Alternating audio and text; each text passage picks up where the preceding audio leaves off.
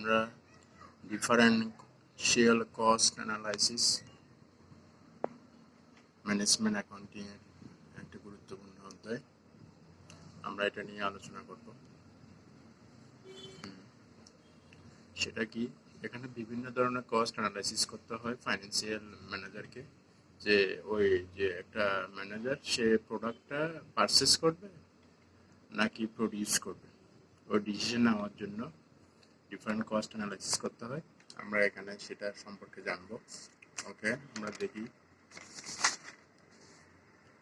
এখানে ফর্মুলা তেমন নাই, তবে এগুলো পড়লে আশা করি কমন পাওয়া যাবে। Problem 1, Abul Hossain company manufacturers 40,000 parts of specialized products.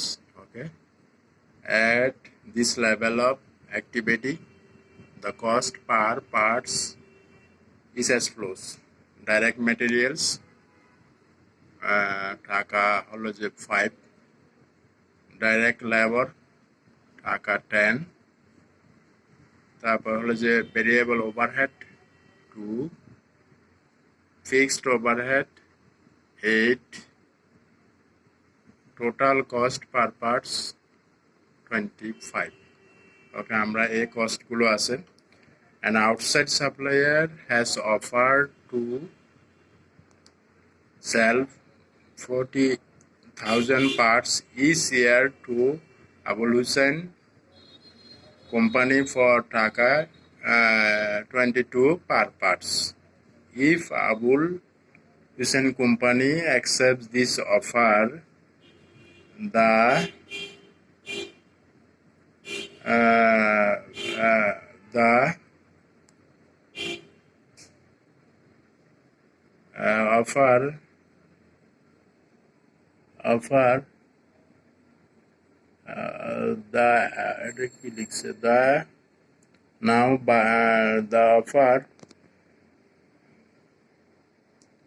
the activities now by used to manufacture the parts could be rented to another company at an annual renter Taka 80,000. However, the company has determined that Taka 6 per unit of the fixed overhead buying applied to the parts would continue even the parts are purchased from outside. ওকে, এখন কি produce করবে নাকি outside থেকে purchase করবে, এটাই। Required should the parts be purchase from outside or continue to produce in factory. হ্যাঁ, should the parts be purchase from outside or continue to produce in the factory. মানে ফ্যাক্টরিতে produce করে নাকি outside থেকে purchase করবে, সেই decision নেওয়ার জন্য এখানে করা দেখতে হবে। দেখি তাহলে আমরা কিভাবে করছে। আবুল হুসেন কোম্পানি লিখলাম, analysis of make or buy proposal.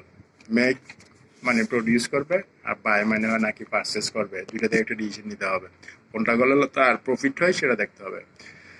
এখানে আমরা কলাম করলাম পার্টিকুলার্স, ইউনিট কস্ট টাকা, কস্ট হয় মেক করে, কস্ট হয় বাই করে, রাইট। টোটাল ইউনিটস এখানে হলো ওরা প্রডিউস করে অথবা মেক করে হচ্ছে 40,000 ইউনিটস, আর বাই করে হচ্ছে 40,000 ইউনিটস। এটা করে আমরা এখানে অ্যানালাইসিস করব। তা বাইং কস্ট 22, তাহলে হলো যে টোটাল হচ্ছে যে 8,80,000। এরপরে ম্যাটেরিয়াল লাগতেছে 5, প্রডিউস যদি করি আমরা তাহলে, অথবা মেক যদি করি তাহলে আমরা ওই যে আমরা যে মেক করতেছি যে এখানে 40,000, তো 40,000কে 5 দিয়ে ইন্টু করলাম, 2 লাখ আসলো। এরপরে লেবার লাগতেছে 10, তাহলে 10 দিয়ে 40,000কে ইন্টু করলাম, 4 লাখ আসলো। ভেরিয়েবল ওভারহেড হচ্ছে যে 2 দিয়ে ইন্টু করলাম, 80,000 আসলো। ফিক্সড ওভারহেড যদি আমরা মেক করি তাহলে 8, সেটা করলে 3,20,000 আসলো। খুবই ইজি কোয়েশন, একদম যে কেউ বুঝতে পারে।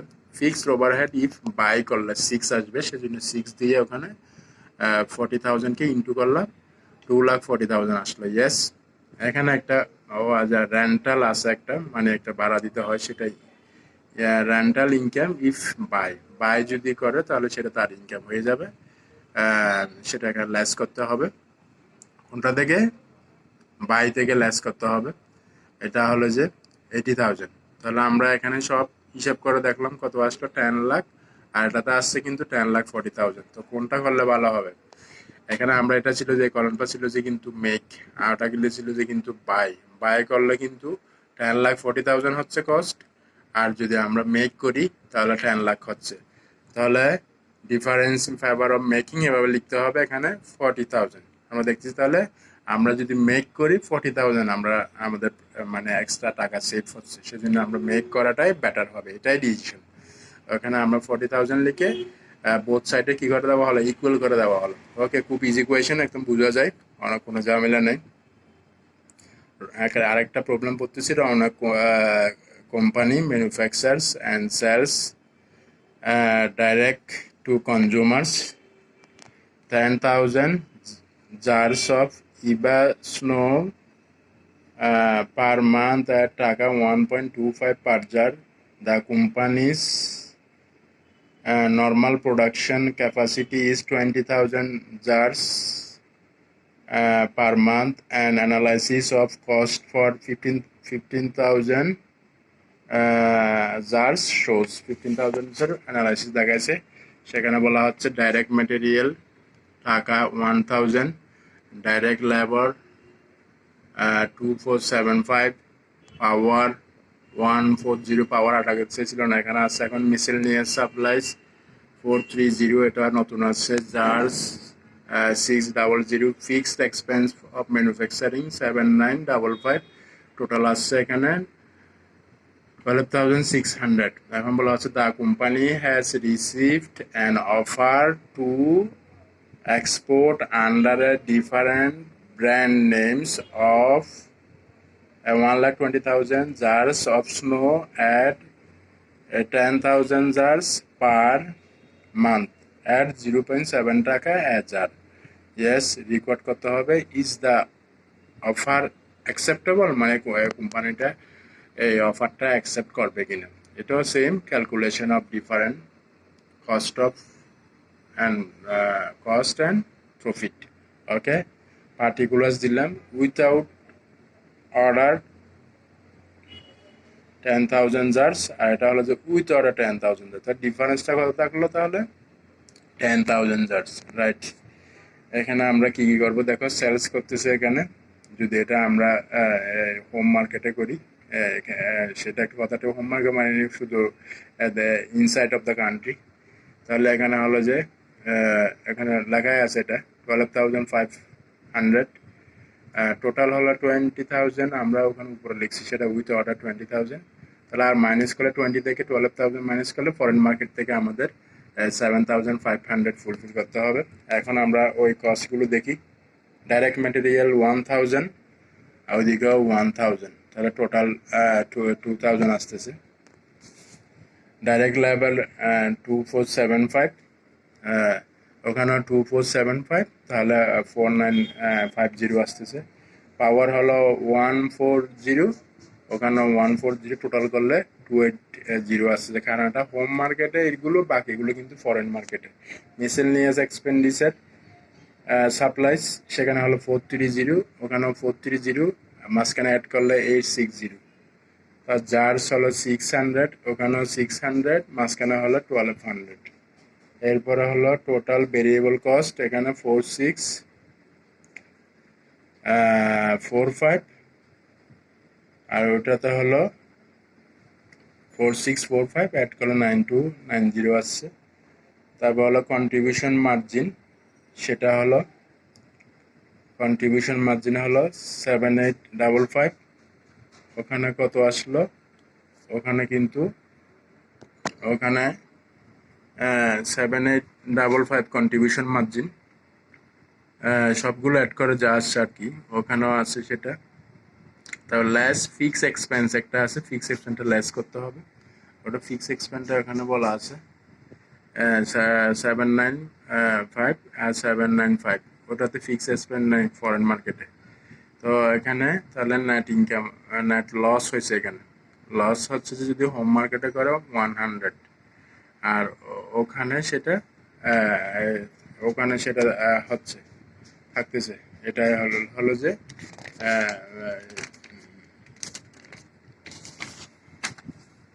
দ্য অফার ইজ অ্যাকসেপ্টেবল, কারণ এখানে হোম মার্কেটে যদি আমরা করি তাহলে দেখা যাচ্ছে আমরা আরো 100 টাকা লস হয়। সেই জন্য the offer is acceptable because profit will increase by, যেটা আমরা ওই যেটা ফরেন মার্কেটে যেটা দিছে লাস্ট কলামে, সেটাতে টাকা 2855 by accepting the offer.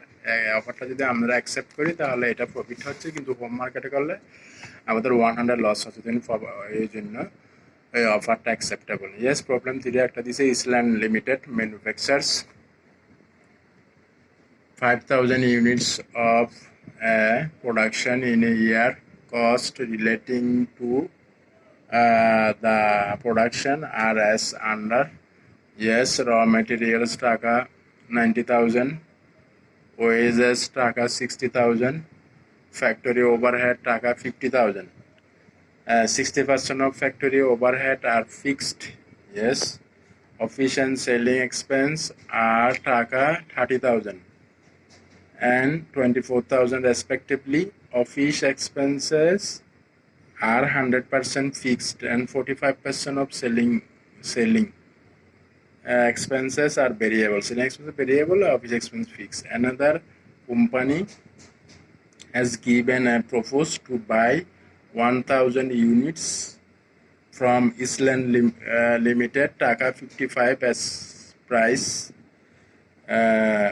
Is price of the product. No additional cost would be incurred for the increase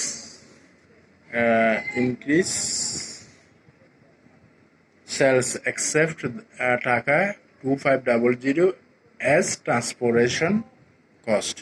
Should the company accept the offer? Always same question again, addition এগুলো দিতে হবে।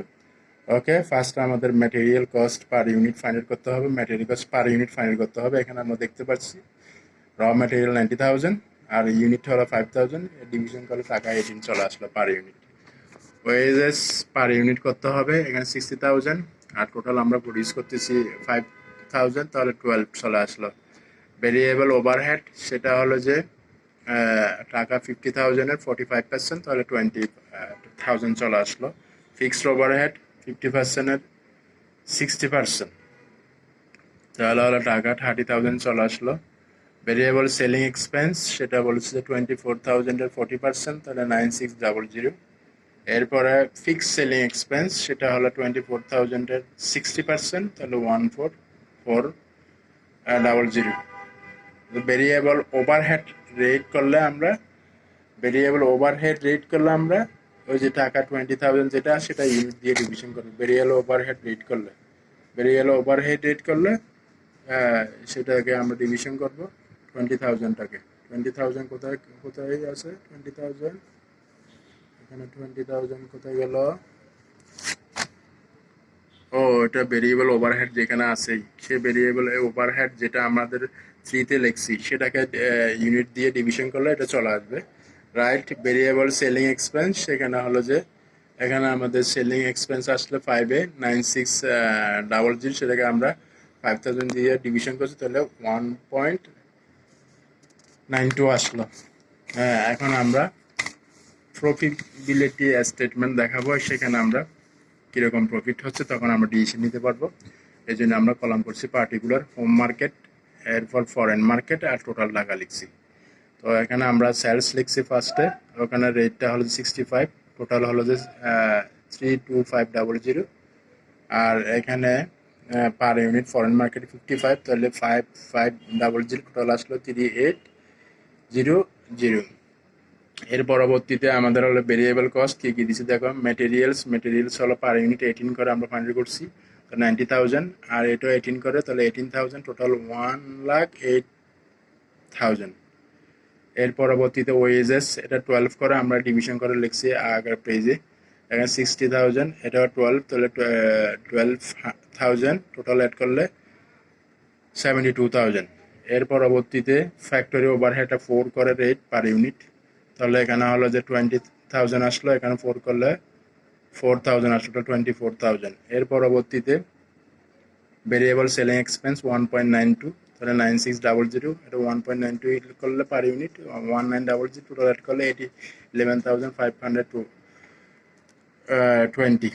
ওকে, এখানে আমরা যদি এগুলি সবগুলো অ্যাড করি, টোটাল ভেরিয়েবল কস্ট আসবে 1,79,600, আর এই দিয়ে করলে ফরেন মার্কেটে 35,920, টোটাল করলে এখানে কত দিচ্ছে 2,15,520। ওকে, এরপর আমরা ফিক্স কস্ট করবো। ফিক্স কস্টে কে কে থাকবে? Factory overhead 30,000। এর পরবর্তীতে অফিস এক্সপেন্স 30,000, কারণ এটা ফরেন মার্কেটে নেই। Selling expense 14,400। এরপর তো এডিশনাল কস্টটা কিন্তু ফরেন মার্কেটে আছে 2500, শুধু 2500 দিলে টোটাল করলে এখানে 74,400 আসতেছে। এখানে করলে টোটাল দুটো অ্যাড করলে তাহলে 76,900 আসলো, রাইট। তো এখানে it should be accept the foreign offer because overall profit will increase by টাকা 16,580। আমরা দেখতে পাচ্ছি দুইটার ডিফারেন্সটা হলো যেখানে আমরা যদি আমাদের হোম মার্কেটে করি তাহলে আসছে 17,000, আর আবার আমরা যদি আমরা ইয়াতে করি, আমরা এই যে ফরেন মার্কেটে করি তাহলে এখানে আসতেছে এই যে আমাদের এই যে 16,580 টাকা ইনক্রিজ হচ্ছে, সেজন্য অফারটা অ্যাকসেপ্টেবল। ওকে, নেক্সট এখানে আরও একটা কোয়েশ্চেন দিছে, এটা 4। A company has a capacity of producing 5 lakh units of a certain product per annum money per year.